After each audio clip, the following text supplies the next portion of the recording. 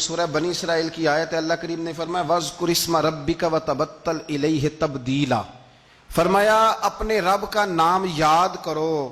وَاذْكُرِ اسْمَ رَبِّكَ، اپنے رب کا نام یاد کرو۔ وَتَبَتَّلْ إِلَيْهِ تَبْتِيلًا، اور فرمایا سب سے کٹ کر اپنے رب کے ہو رہو، سب سے کٹ کر۔ وَتَبَتَّلْ، سب سے کٹ کر۔ اسلام کے اندر رہبانیت منع ہے کہ آپ سارا کچھ چھوڑ چھاڑ کے صرف اللہ کی بارگاہ میں بیٹھ جائیں، حقوق ضائع ہوں، یہ منع ہے۔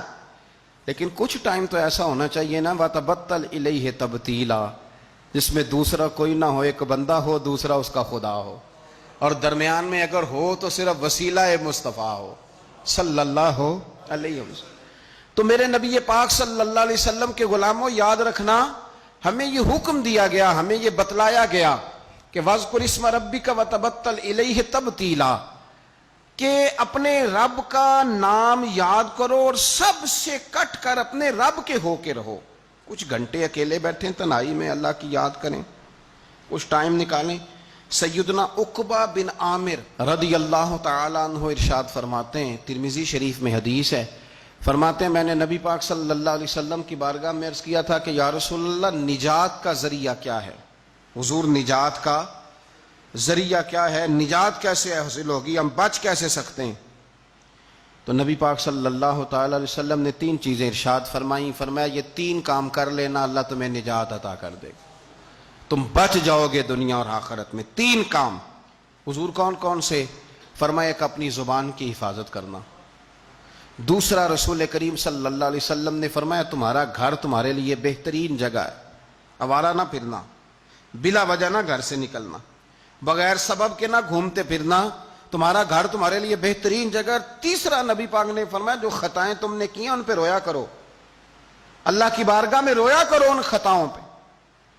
تو تھوڑا سا اپنے گھر میں رہ کر عبادت کا مزاج بنانا، تقوی کی طبیعت بنانا۔ میں نے بہت پہلے کہا تھا کہ بچوں کو نماز کی عادت تب ہوتی ہے جب اپنے گھر کے اندر ہم خود نماز پڑھتے ہیں۔ تو آپ گھر میں نماز پڑھیں گے تو بچوں کو نماز کا مزاج بنے گا، ان کو عادت ہوگی، تو تمہارا گھر تمہارے لیے بہترین عافیت کی جگہ ہے، نجات کا رستہ ہے۔ ابن ماجہ شریف میں ایک بڑی خوبصورت روایت ہے، حضرت عبداللہ ابن عمر رضی اللہ تعالیٰ عنہ فرماتے ہیں کہ ہم نے نبی پاک صلی اللہ علیہ وسلم کے ساتھ مغرب کی نماز پڑھی تو کچھ لوگ نماز پڑھ کے چلے گئے اور کچھ بیٹھے رہے، یعنی قرآن شریف پڑھتے رہے ہوں گے، اذکار کرتے رہے ہوں گے، درود و سلام پڑھتے رہے ہوں گے، وظائف کے اندر لگ گئے۔ کچھ لوگ بیٹھے رہے، ان کا ارادہ تھا کہ عشاء کی نماز پڑھ کے جائیں گے۔ آپ فرماتے ہیں تھوڑی دیر کے بعد ہی نبی پاک علیہ السلام دوبارہ تشریف لے آئے۔ ایک دفعہ حضور مغرب پڑھا کے چلے گئے، پھر آ گئے، اور دوبارہ حضور اتنی تیزی کے ساتھ آئے کہ سانس مبارک نبی پاک کا پھولا ہوا تھا۔ حضور آئے اور گھٹنے کے بل حضور بیٹھ گئے اور فرمایا ابھی ابھی تمہارے رب نے آسمان کا دروازہ کھولا ہے اور اس نے تمہارے اوپر، یہ جو تم مغرب سے عشاء تک اللہ کی رضا کے لیے بیٹھے ہو، فرمایا ابھی اس نے آسمان کا دروازہ کھولا ہے اور تمہارے اوپر اس نے فرشتوں کے سامنے تم پر فخر فرمایا۔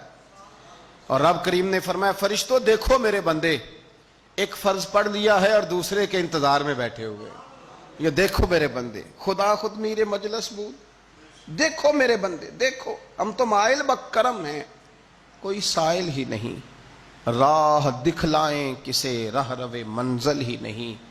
اور کہا تھا کہ کوئی قابل تو ہو ہم شان کئی دیتے ہیں، اور میاں مانگنے والوں کو تو دنیا بھی نہیں دیتے ہیں، لیکن شرط یہ ہے کہ ہمارا مصلی کے ساتھ دل لگے، طبیعت لگے۔